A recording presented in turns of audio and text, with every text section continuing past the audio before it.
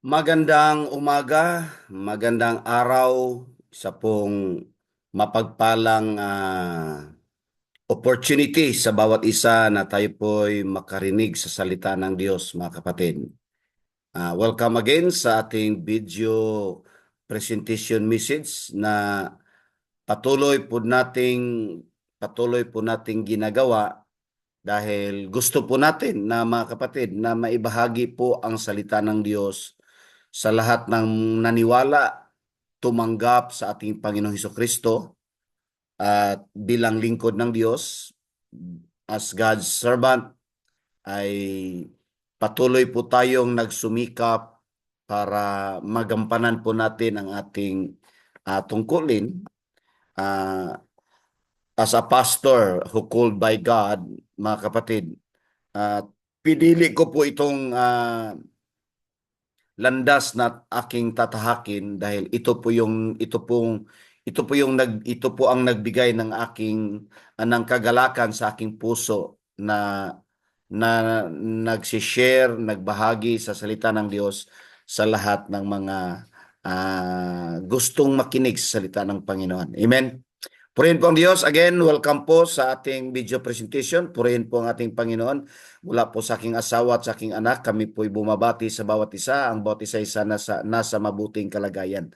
Ngayon pong umagang ito ay pag-usapan po natin ang seriousness in our relationship with God. Yung seryoso po sa ating pakikipagrelasyon sa ating buhay na Diyos, mga kapatid. Ngayon po, mga kapatid,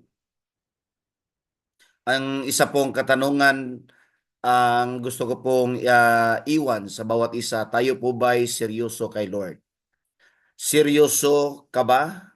Ka po ba sa ating Panginoon? Ito po'y katanungan na talaga bang seryoso po tayo? Ako po ay talagang seryoso po ako sa Panginoon. Since tinanggap ko po ang Panginoon mula 1992, tinanggap ko po si Lord.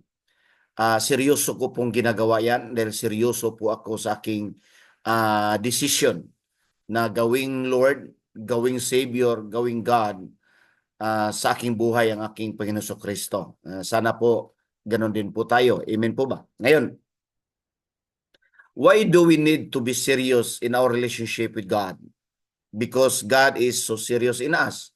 Bakit po bakit po mahalaga na seryosohin po natin si Lord? Bakit po? Dahil seryoso po si Lord sa atin. Hindi po siya nag-joke-joke. Kaya nga po buhay niya ay naibigay niya para lang magkaroon po tayo ng kaligtasan. Para lang magkaroon po tayo ng access sa langit. Dahil walang sinumang taong makaakyat sa Ama maliban dumaan kay Jesus. Para magkaroon lang po tayo ng access at meron po tayong choice na umuwi sa langit sa magitan ng pananampalataya at tanggapin si Jesus sa ating puso. Ang tanong ko po ay tayo po ba ay seryoso doon sa ating pananampalataya? Seryoso po sa Kanya? Ang ibig sabihin po ng serious, ito po yung definition, ito po yung kahulugan. Dedicated to something, not light-hearted. Hindi po magaan sa puso. Baga, may burden ho tayo, parang ganon. Thoughtful. Pag serious ay nag-isip nasa isip kasi seryoso tayo eh. Kaya pag seryoso tayo sa kay Lord, hindi mo natin makalimutan eh. Thoughtful tayo, important. So magiging mahalaga po sa atin pag seryoso tayo. So mahalaga po sa atin. So hindi po natin kayang ipagpalit sa anumang mga bagay-bagay sa mundo dahil mahalaga sa atin pag tayo po seryoso kay Lord. Not joking, hindi ho tayo nagbibiro dito. Ako po, sabihin ko po sa inyong lahat, hindi po ako nagbibiro kay Lord. Bakit po? Bagamat hindi po ako perfect, pero hindi po ako nagbibiro. Kaya ko pong ibuhis ang aking buhay para sa pagsunod sa ating Panginoong Kristo. Deeply interested, malalim pong interest, no? Malalim po sa atin yan. Kaya ako po nagpastor, iniwan ko po ang aking trabaho dahil malalim po sa akin yun, sa aking pagsunod kay Lord. Malaki-laki po ang aking sahod 1999 pa, pero dahil malalim po sa akin, ako po interesado at interesadong magpastor at interesadong ihayag ang pagmamahal, pag-ibig ng Diyos sa lahat ng tao, bagamat walang sahod mga kapatid, dahil ako po'y malalim po sa akin yan eh. Impressive in quality, meaning lahat ng ginagawa natin dahil seryoso tayo, ay mai-impress ho tayo, no, sa result, parang ganon. So ang tanong ko po, bakit tayo po ba ay seryoso kay Lord? So ito po yung mag-define, magbigay sa atin ng gabay para mabigyan ng tamang kahulugan ang ating pagsunod, ang ating panampalataya sa Panginoon. Ulitin ko po, ako po ay isang lingkod ng Diyos na nagnanais maihatid yung pong salita ng Diyos sa ating puso. Mga kapatid, ang verse pong pag-usapan natin, ito po kasi James chapter 5 verse 8, you too be patient and be serious because the Lord's coming is near. Maging seryoso tayo kay Lord, lalo na kay malapit na ang pagdating ng ating Panginoong Jesucristo. Malapit ng kanyang pagdating, mga kapatid, para kunin ho tayo. Dahil maniwala tayo sa hindi, ang mundong ito ay papaparusahan ng Panginoon. Bago po niya ibuhos ang kanyang parusa, aalisin muna niya ang lahat ng naniwala at tumanggap sa kanya. Ang tawag doon ay rapture. So mayroon pong rapture bago po parusahan ng Panginoon ang mundong ito, mga kapatid.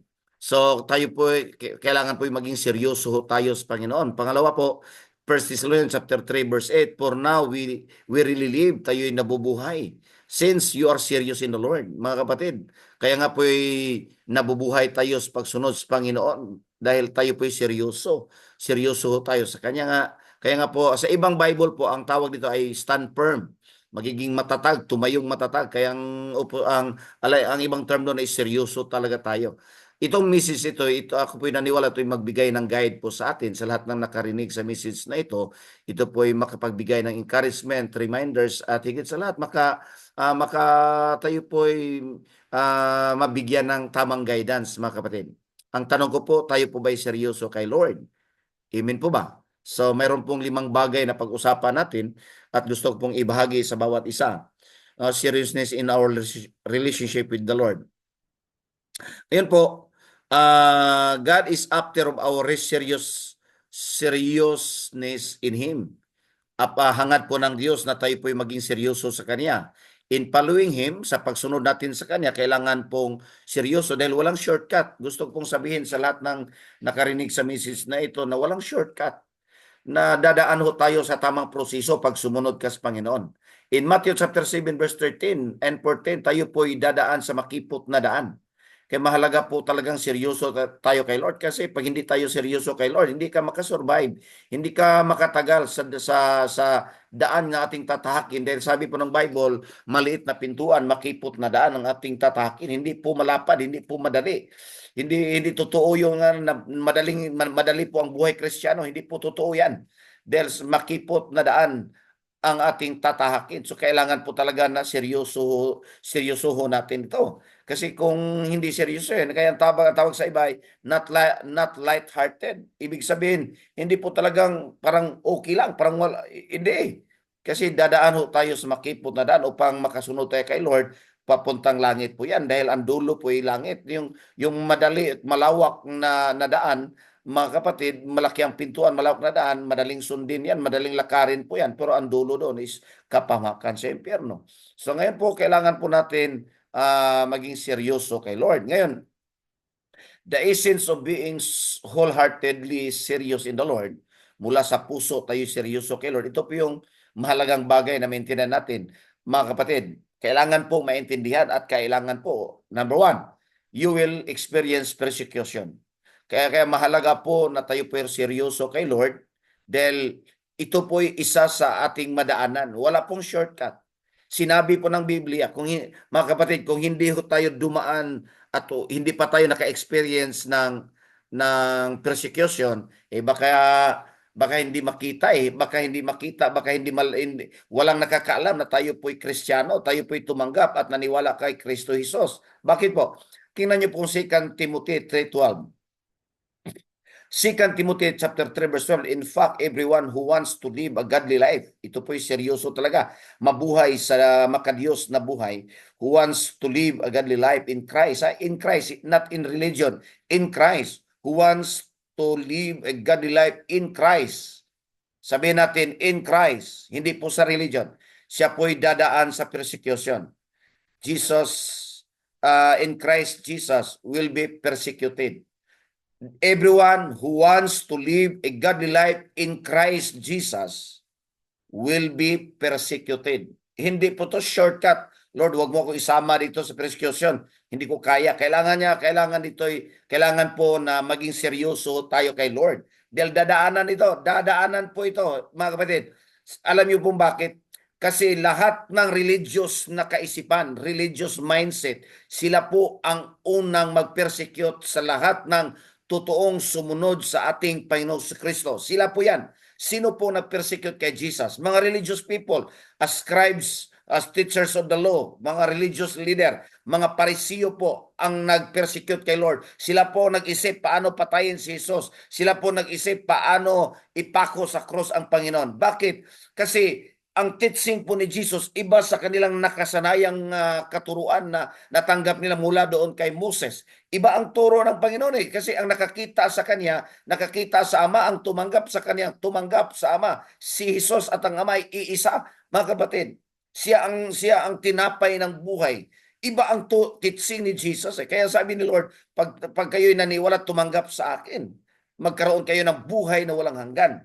Ngayon, pagtanggapin mo ang teaching ni Jesus, yung mga religious people nasa paligid mo, kasama sa iyong bahay, pamilya mo, kapatid mo, magulang mo, sila yung unang mag-react.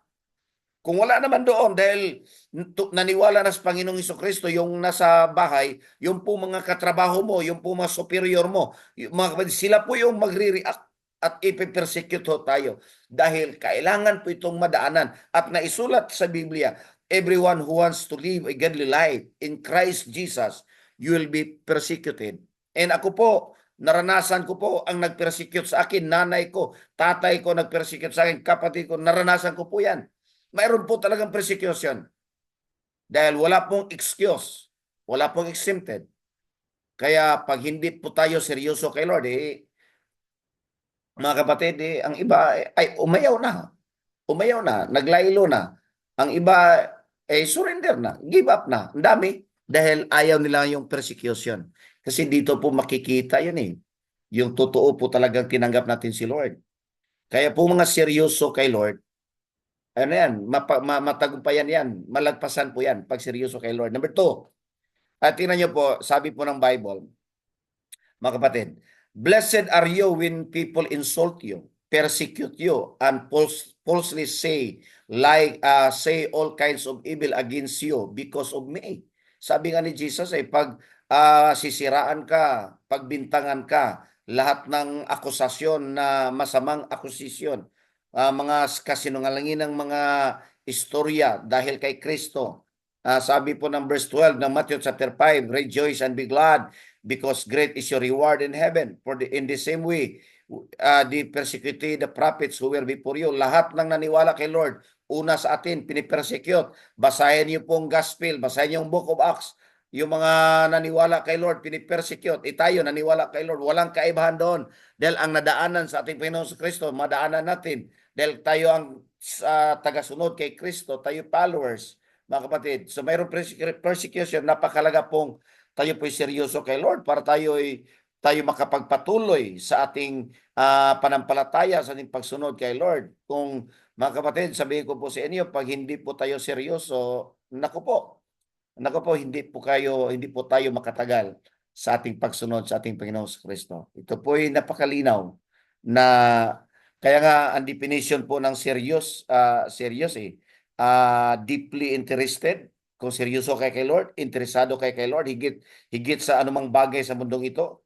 Mga kapatid, pag seryoso tayo kay Lord, hindi tayo nagbibiro.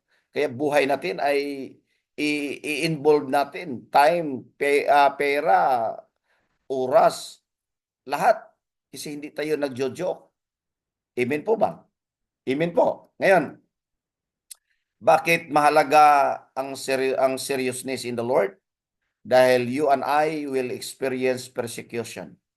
Kung ako po at ang persecution po ang pag-usapan sa personal na buhay ko, alam ko na, sanay na ako doon kasi nalagpasan ko na yan, nadaanan ko na yan. Yung persecution, temporary lang po yan. Pag tumayo tayo at ipakita natin tayo po'y strong, serious in the Lord, mag-stop sila yun eh. Mag-stop yan. Pero pag nakita nila apektado ka, na ipinipersecute ka, mga kapatid, then talagang ipipersecute ka tayo. Pero ako hindi eh. Kasi pag ako ipipersecute, lalo akong maging matapang sa pagsunod kay Lord. Mga kapatid, amen po. Normal po yan. Kung walang persecution, sabihin mo, Pastor, hindi man ako pinipersecute, wala mang persecution sa akin. Sabihin ko sa'yo, baka hindi makita si Kristo sa buhay mo. Sa iyong bibig, sa iyong action, sa iyong ginagawa, hindi makita si Kristo. Paano kaya i-persecute? Pero pag makita si Kristo sa buhay mo, ipapakita mo talaga na tayo po ay sumunod na kay Kristo. Yung mga religious people, magre-react yan. Alam niyo po ba anong kanilang alam niyo po ba anong kanilang words na banggitin? Sabi nila, ibang religion ka na. Bakit ka lumipat? Bakit ka umalis? Bakit ka nagpalit ng religion? Ganun yan yung mga kaisipan nila kasi hindi nila maintindihan yung Word of God. Ang nasa kanilang kaisipan is religion. Iba ng religion mo. Ito yung tamang religion. Ito yung matagal na religion. Ito yung okay religion. Ito yung religion eh. Pero yung relationship with the Lord, wala eh. Kasi magkaroon lang po tayo ng relationship with God pag tinanggap mo si Jesus at naniwala tayo sa Kanya sa ating puso. Kaya mga kapatid, ipipersecute ka ngayon. Sino yung magpe-persecute sa iyo? Sabihin ko po sa iyo, yung mga religious mindset, yung religious people inside your family. Yun ang silang unang mag-persecute sa iyo. Kung wala naman doon sa iyong trabaho, doon sa iyong mga kaibigan, mga circle of friends, doon yun sila yung mag-persecute dahil wala pong excuse. Lahat po ay persecute. Kaya sabi nga ni Lord, rejoice and be glad in Matthew 5:12. Rejoice and be glad because great is your reward in heaven. For in the same way, they persecuted the prophets who were before you. Lahat ng mga propeta, persecute nila. Tingnan niyo po silang St. Peter. Sino po ba ang pumatay kay St. Peter? Mga religious people. Yung po mga tagasunod sa mga sa kanilang mga religious activities, yung mga religious people. Kaya nga si Peter ipinako sa cross. Binaliktad yung paa sa taas, yung ulo sa baba. Si James ay nilagari yung si James eh. Ang dami silang Paul pinutulan ng ulo. Lahat wala pong excuse. Mga kapatid, ang dami pong lahat ng mga Kristiyanong nauna sa atin. Sila po ay persecuted. Why? Dahil ito po yung daan na tatahakin natin. Kaya nga makipot na daan. Alam niyo po, seryoso lang naman talagang ang kailangan eh. Tayo seryoso kay Lord. Pag seryoso na kay Lord, kahit anumang persecution na ating madaanan ay talagang kaya nating malagpasan. Pagtawanan lang po natin yan. Pero pag hindi ho tayo seryoso kay Lord, madaling mag-back out. Kaya nga ito yung verse, hawakan nyo yan. 2 Timothy chapter 3 verse 12. In fact, everyone who wants to live a godly life in Christ, Jesus, will be persecuted. Persecute ho tayo. Maniwala po kayo mga kapatid. Mayroon pong persecution. Kaya po sa lahat ng mga taong yung gaya-gaya lang, kunwari, kuyog-kuyog lang sa Bisaya, gaya-gaya lang, punta sa church, parang ano lang, hindi yan makatagal. Maniwala kayo, hindi yan makatagal. Ipipersecute yan, konting persecution yan, wala na yan. Mga kapatid, subalit sa mga taong seryoso kay Lord, kahit harangan ng sibat yan, kahit harangan ng bulldozer yan, hindi, magpatuloy yan dahil seryoso siya kay Lord.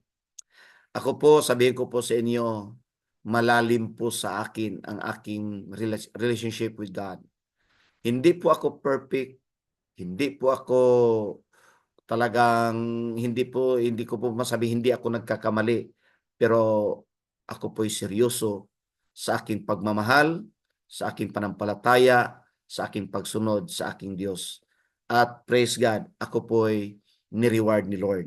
Ako po'y pinagpala ni Lord, sinamahan, in-extend ni Lord ang aking territory, even my influence. Mga kapatid, for His glory.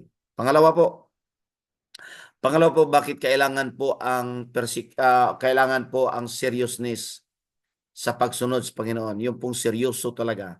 Dahil ang instruction po ng Lord sa Matthew 16:24, then Jesus said to His disciples, if anyone would come after me, sino mang sumunod sa akin, he must deny himself, take up his cross, and follow me. Yung gustong lumapit sa akin, kailangan i-deny ang kanyang sarili. Kalimutan mo yung sarili. Pasanin mo yung cross at sumunod ka sa akin. Mga kapatid, ang pagsunod sa Panginoon, mayroon pong requirements. Ang requirements is self-denial. So you need to deny yourselves in following the Lord. Ngayon, kung hindi tayo seryoso, ay napakahirap gawin yung pong self-denial. Napakahirap po gawin. Kalimutan mo yung sarili mo, kalimutan mo yung ambition mo, kalimutan mo yung gusto mo. Kasi sa pagsunod kay Lord, sa lahat ng makarinig sa message na ito, naaman sa religious sektor o naaman sa government, andyan tayo sa government, o saan mang sulok tayo na ilagay ngayon sa ating community. Ang pagsunod kay Lord, mga kapatid, ladies and gentlemen, brothers and sisters in the Lord, requirements po ang self-denial at ang pagpasan sa cross. Hindi po yan itinuturo sa religion at hindi mo yan marinig sa mga religious people. Ang self-denial po, gawin ko po pinakasimpleng paliwanag, ay ang pagsunod sa kalooban ng Diyos, hindi ang ating kagustuhan. Ang self-denial is sundin ang kagustuhan ng Diyos, hindi ang ating kagustuhan. Kaya kung ang ating kagustuhan ang sundin, hindi ho tayo makasunod kay Lord. That's why sinulat po sa Matthew chapter 7 verse 21, not everyone who says to me, Lord, Lord, will enter to the kingdom of heaven, but he who does the will of my Father. Siya lang po ang makapasok sa kaharian ng langit, ang gumagawa sa kalooban ng Diyos. Mga kapatid, hindi lahat ng taong tawag ng tawag, Panginoon, Panginoon, ay sila'y papasok sa langit. Sino pong makapasok? Ang gumagawa sa kalooban ng ating Panginoon nga nasa langit. As simple as self-denial is sundin at ilaban ang kagustuhan ng Diyos sa buhay natin, hindi yung gusto natin. I just want to give you best example. Sunday, kalooban ng Diyos at kagustuhan ng Diyos na tayo po'y mag-worship sa Kanya. Regardless sa sitwasyon, regardless po sa anong kinakaharap natin. Gusto natin Sunday maglaba, magtrabaho, kumita ng pera. Gusto natin yan. Pero pag i-abandon po natin yung gusto natin at yung gusto ni Lord gawin natin, ang tawag doon is self-denial. Alam niyo po sa mga taong hindi seryoso kay Lord, hindi po gawin yan. Ilaban po niya ang gusto niya. Ilaban po niya ang gusto niya. I just want to give you another example. Yung mga babae at lalaki, may nakita kang maganda o pogi, gwapo. Ito yung gusto ko. Pero hindi yan kalooban ni Lord dahil lasinggiro yan. Dahil babaero yan. Dahil maraming ganito yan. Maraming bisyo yan. Hindi nakakilala sa Diyos. Hindi nga marunong magbasa ng Bible. Walang idea. Pag ang kanyang buhay napakalayo sa Diyos. Pero sabihin mo, maganda ito'y gwapo, ito na. Mga kapatid, walang self-denial doon. Pero pag i-reject mo yan dahil sumunod ka sa kalooban ng Diyos, kahit crush mo yan, kahit napaibig ka na, ang tawag doon ay self-denial. Self-denial ang tawag doon. Kaya mga kapatid, alam nyo, malapit na po, kaya po sabi ng Bible, malapit na ang pagbalik sa ating Panginoon. You to be patient and be serious because the Lord's coming is near. Ang dami kasing tao hindi seryoso kay Lord eh. Si Lord ay gawin na lang panakipbutas, gawin na lang si Lord na sikandari, hindi talaga. Alam niyo po ba yung self-denial? Pag mayroon po tayong self-denial, mga kapatid, magiging priority mo si Lord. Kasi talagang ang i-prioritize natin ang ating gusto, ang ating ambisyon, ang ating career. Prioritize po natin yan. Pero kung sumunod kay Lord, si Lord kasi dapat ang maging priority natin. Kaya it takes self-denial para magawa po natin yan. Sa lahat ng makarinig sa message na ito, alam niyo po, ang tao ay gustong sumikat. Gusto po natin yan. Kaya ang daming gumagawa ng mga vlogs, puputulin yung mga message, dayon dugtungan ng mga kasinungalingan dahil gustong sumikat eh. Alam niyo po, ang self-denial, ilaban mo yung katotohanan at ang katotohanan lamang ang ilaban mo. And Jesus said, I am the truth, I am the way, I am the life. And sabi po ng Bible, if you know the truth will set you free. Ang self-denial po ay ilaban po natin ang katotohanan. And sabi po ni Jesus, I am the truth. Amen po ba? So hindi po ang ating kagustuhan ang masusunod. Ang masusunod po ay ang kagustuhan po ng ating Panginoon. Ito po ay napakahalaga. Mga kapatid, hindi ko po ito tapusin. Dugtungan ko po ito sa next Sunday. Sundan nyo po ito. Ito po ay part 1. Kasi napakaganda pong usapin, mga kapatid. Gusto ko i-share sa inyo. Lima po ito. I-share ko po sa inyo hanggang 3. Number 1 po, tayo po, kailangan po ang seriousness in the Lord dahil dadaan po tayo ng persecution. Sino unang mag-persecute sa atin? Mga religious people. Mga kapatid, yung religious people, mga ahinte po yan ni Satanas, mga kapatid. Kasi ang ahinte ng ating Panginoon, yung pong yumakap sa katotohanan. Isa religion po kasi, ang dami kasing kasinungalingan sa religion, mga kapatid. Ngayon po, ang self-denial, hindi po ito tinuturo sa religion. Hindi nyo po marinig sa religion niya, religious people yan eh. Yung self-denial. Mahalaga po yan. Pangatlo, ito pong you must carry your own cross. Lahat ng susunod kay Lord, may pasan tayong cross. At gusto ko pong maintindihan yung pong cross. Huwag niyo pong gawing literal na kukuha kayo, puputol kayo ng kahoy dyan at gawin yung cross at pasanin niyo kahit saan kayo pupunta. Hindi po ganun ha. Huwag po niyong gawin yan. Ang cross po ito po ang ibig sabihin po ng cross spiritually, not literally. Ito po yung pagmamahal mo sa Diyos at pagmamahal sa kapwa. Ito po yung cross. Bakit po pinasa ni Jesus yung cross? Dahil mahal niya ang Ama. Yung nandito si Jesus sa lupa, sa Son of God, mahal niya ang Ama. Mahal niya ang tao. Mahal niya ang Ama, mahal niya ang tao. Ito po ay loving God and loving others.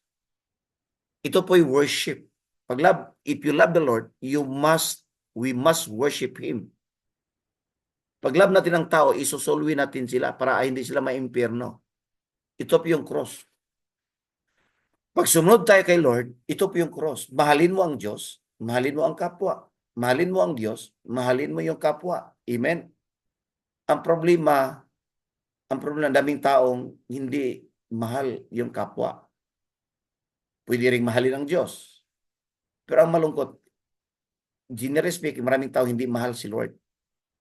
At hindi mahal yung tao. Kaya walang cross. Pangalawa po, yung cross po is doing the Christian basic responsibilities. Yung pong ministry. Yung pong ministry, yung pong gawain, mga kapatid, yung ministries sa kanyang gawain, sa kanyang kaharian.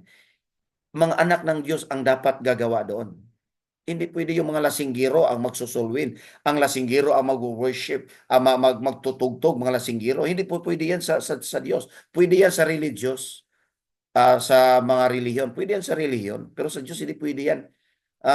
Tutugtog yung mga lasinggiro, mga kapatid, yung pong mga tawag doon, nag-worship lead, hindi kasal.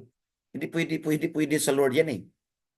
So doing the basic Christian responsibilities, yung gawain sa kanyang kaharian, yun po ang cross. You have mayroon po tayong ministry. Kung wala kang ministry ngayon, mga kapatid, naku po, ako po'y nalulungkot pag wala ka tayong ministry. Wala kang cross.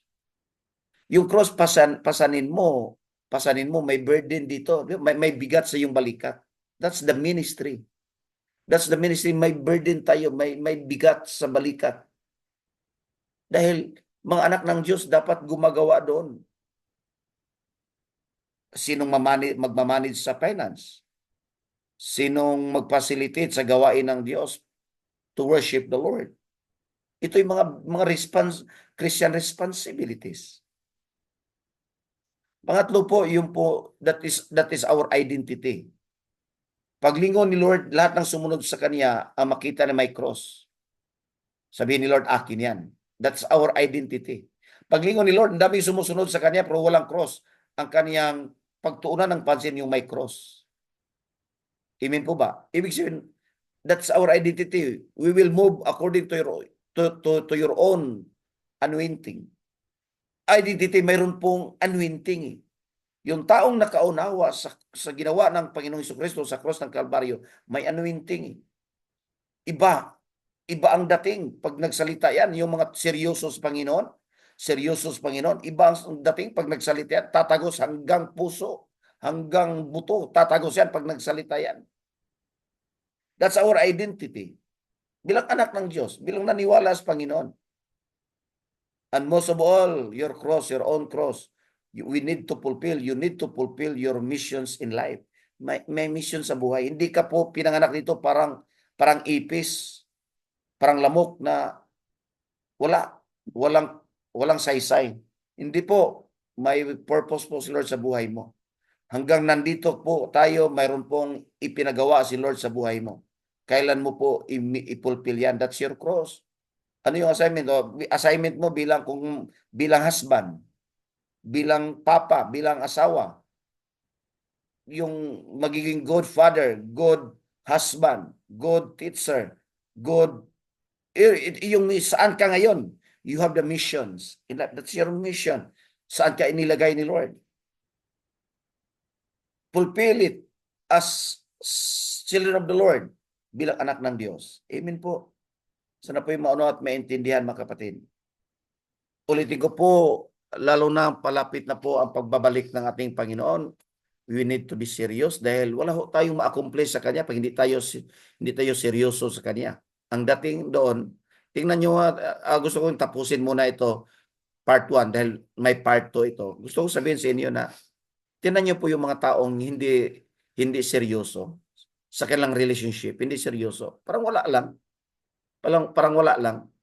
Alam niyo po ba, sabihin ko po sa inyo, in the name of our God in heaven, sabihin ko po sa lahat ng mga taong seryoso sa Kanya ay pinagpala ng Diyos. Ulitin ko po, hindi pa po ako nakakita ng taong seryoso sa Diyos na hindi pinagpala. Dahil lahat ng mga taong seryoso sa Panginoon, sa Kanyang relationship with Him, ay pinagpapala ng Diyos. Amen? Amen. So ngayon po, I just want to encourage, kailan po ba tayo mag-decide na maging seryoso kay Lord? Makita mo yan pagbabasa ng Bible, hindi nagbabasa, hindi nagpe-pray. Kaya nga hindi mo makita yung seriousness in the Lord. Amen. Tumayo po tayo po yung manalangin. Ako po yung manalangin sa inyo. Pwede po bang itaas yung ating kamay, iyuko ang ating ulo, tayo po yung manalangin? Pwede po ba lahat ay sumunod sa maikling panalangin? Pwede po itaas natin kamay, sumunod muna tayo. Sabihin natin, Panginoong Hesus, mula ngayon, ako po ay mag-decide na maging seryoso sa iyo at sa aking pagsunod sa iyong salita. Salamat po sa iyong pag-ibig at pagmamahal sa lahat ng ginawa mo sa cross. Patawarin niyo po ako sa aking buhay na hindi masyadong seryoso ako sa aking relationship sa iyo, Panginoon. Pinagsisihan ko po. Mula ngayon, ako po'y mag-decide na maging seryoso sa aking pagmamahal, sa aking panampalataya, sa aking pagsunod sa iyo. Salamat, Panginoon, that you will bless me. In Christ's name, Amen. Ako lang po manalangin, Panginoon, Lord, bless the people na makarinig sa message na ito. Ang aking panalangin, kung mayroon mang religious people na makapanood sa message na ito, touch his life right now by the power of the Holy Spirit. Sa lahat na kapatiran makarinig sa message na ito, abutin mo ang kanilang buhay, pagpalain. Lalo na ang aking mga kapatiran na sa abroad, nasa outside Sibugay, bless them, Lord. In Jesus' name. Ang aking panalangin, Panginoon, na sa next Sunday, sundan nila ang karugtong, ang part 2 sa message na ito upang makuha nila ang kabuuang laman sa message na ito. Thank you, Lord, for your blessings. In Christ's name. Amen. God bless po mga kapatid. God bless. Sundan niyo po ito sa next Sunday. Amen.